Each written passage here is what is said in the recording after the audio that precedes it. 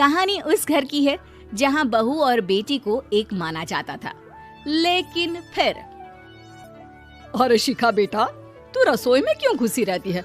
जा, रोटी मैं बना लूंगी। नहीं नहीं माँ जी, आप बैठिए, बस सारा खाना बन ही गया है। श्वेता को बोल देती हूँ, वो खाना लगा देगी सबका। सॉरी भाभी, मेरे पास वक्त नहीं है। माँ, मुझे पैसे देना, पार्लर जाना है। हाँ हाँ चली जाना, भाभी को भी ले जाना। वो भी जाने को बोल रही थी पार्लर, पर पहले ना मदद कर दे उसके खाना लगाने में। देख माँ, वो बहू है, उसे बहू रहने देना, इतना सर पर मत चढ़ा भाभी को। श्वेता, ज्यादा मत बोला कर। बहू और बेटी में कोई फर्क नहीं होता है। जा जाकर काम कर। ननद को माँ का भाभी से इस तरह प्यार करना बिल्कुल अच्छा नहीं लगता। वो बार बार किसी न किसी तरह माँ को भाभी के खिलाफ भड़काती रहती, लेकिन कोई फायदा ना होता। एक रोज, अरे बेटे किशन, जा बहू को कहीं घुमा कर ला, सारा दिन घर में काम करती रहती है। हाँ हाँ माँ, हम लोग जा रहे हैं ना गोवा। अच्छा जी, भाभी ने तो हमें बताया भी नहीं। वैसे तो सारी पंचायत करती है, ये गोवा वाली बात क्यों छुपा गई हमसे? अरे क्योंकि उसे खुद नहीं पता था बहन। मुझे टिकट सस्ती मिल रही थी तो मैंने बुक कर दिया। हाँ शिखा, पैकिंग कर ले, संडे हम जा रहे हैं गोवा। दोपहर में शिखा पैकिंग कर रही थी कि सास आ जाती है। ये क्या बहू, साड़ियाँ? अरे गोवा जा रही है घूमने या फिर शादी में मायके हैं? माँ जी, ऐसा कुछ है ही नहीं, समझ में नहीं आ रहा क्या रखूं कपड़े में। अरे तेरी और श्वेता की साइज तो एक ही है, उसके कुछ मॉडर्न कपड़े ले ले, आकर लौटा देना। हाँ माँ जी, ये ठीक रहेगा। शिखा श्वेता के पास जाती है और उससे कपड़े मांगती है।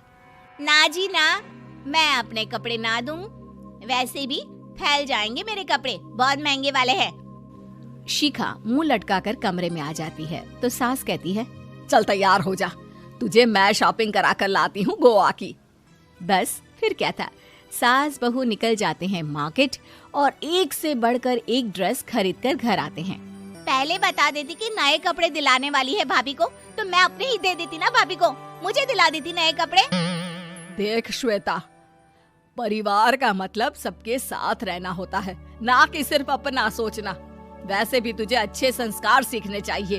और रही बात कपड़ों की, तो शिखा, आज से घर पर भी तू मॉडर्न कपड़े ही पहनेगी। कोई जरूरत नहीं है ये साड़ी वाड़ी लपेटने की। अब क्या था, घर पर श्वेता और शिखा एक जैसे रहते। एक बार पड़ोसन आती है। अरे बेटा, अपनी माँ को तो बुलाना, जरा बात करनी है। शिखा सास को बताती है और रसोई में चली जाती है। ये आपकी बेटी बहुत बड़ी हो गई है, इसके लिए एक रिश्ता है, कहो तो बता दूं। ये बेटी नहीं बहू है, घर में सब एक जैसा ही रहता है। वैसे मेरी बेटी भी बड़ी हो गई है, कोई रिश्ता हो तो जरूर बताना। पड़ोसन रिश्ता लेकर उन लोगों के घर आती है। तब श्वेता की होने वाली सास कहती है, तो ये घर है, कितने मंजिल का है? और ये बहू ने आपकी क्या पहन रखा है, जीन्स टॉप? अरे भाई, साड़ी वाड़ी नहीं है क्या इसके पास? देखिए, सर्दी है तो साड़ी में बहू कैसे मैनेज करती, वैसे पहनती है साड़ी भी। देखिए, हम लोग ठहरे पैसे वाले लोग, कोई कमी नहीं है हम लोगों के पास पैसों की, बहुत पैसे हैं, जमीन, नौकर चाकर, कार, सब कुछ है, लेकिन घर में संस्कारी बहू चाहिए। समझ रही हैं ना आप?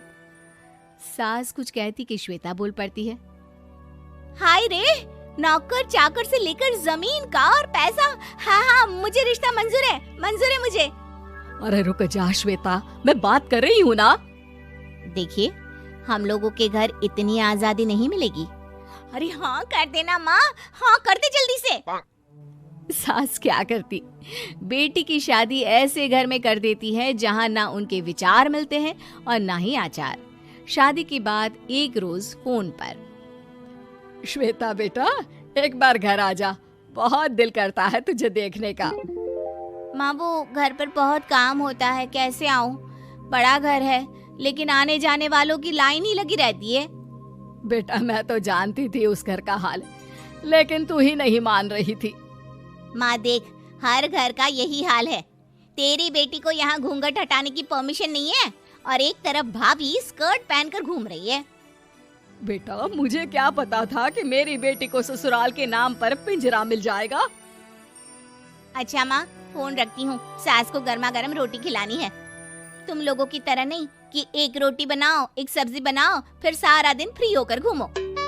सास फोन तो रख देती है, लेकिन सोच में पड़ जाती है कि एक तरफ बेटी जिसे कोई आजादी नहीं, वहीं दूसरी तरफ बहू जिसे देखकर लगता ही नहीं कि उसकी शादी भी हुई है। अगले रोज। शिखा, अरे ओ शिखा। हाँ माँ, क्या हुआ? कुछ चाहिए आपको? मैं जिम जा रही थी। जिम के कपड़ों में बहू को देखकर सास को घूंघट में अपनी बेटी का ख्याल आता है। देख बहू, घर में बहू की तरह रहा कर। इतने टाइट कपड़े पहनकर जिम जाना पसंद नहीं मुझे। जा जाकर रोटी बना। रोटी? माँ, अभी तो शाम की 6 बजे हैं, इस वक्त रोटी? अब क्या मेरे खाने पीने पर भी पहरा है? अरे जब मर्जी तब मैं अपने घर में खा भी नहीं सकती क्या? बहू को अजीब लगता है। वो समझ नहीं पाती कि जो सास कल तक इतनी सपोर्टिव थी, उन्हें अचानक से क्या हो गया। वो किचन में जाती है, गरम रोटी के साथ 2 तरह की सब्जी, रायता, सलाद सब लेकर सास के पास आती है। माँ जी, खाना। इतना सारा खाना? राक्षस समझा है क्या मुझे? रोटी मांगी थी मैंने गर्मा गर्म बस। पर माँ जी, रोटी खाती किससे आप? सब्जी तो बनानी थी ना। अरे भूख मर गई मेरी तेरी बहस से। जा जाकर काम कर, अंदर पूरी रसोई साफ कर। बहू अंदर चली जाती है। थोड़ी देर में श्वेता घर आती है। अरे शिखा, जल्दी से चाय ला, पकवान बना, मेरी बेटी आई है। अरे नहीं नहीं माँ, ड्राइवर बाहर खड़ा है। मैं तो घर का कोई सामान खरीदने के बहाने यहाँ आ गई हूँ, मुझे जाना होगा। अरे बेटा, पर कितने दिनों बाद देख रही हूँ तुझे, रहने आ जाना 2-4 दिन के लिए। आ जाऊंगी माँ, जब मेरी सास मरेगी तब। मैं तो रोज मन्नत मानती हूँ कि मेरी सास मर जाए तो अच्छा है। अच्छा चल, जा रही हूँ माँ।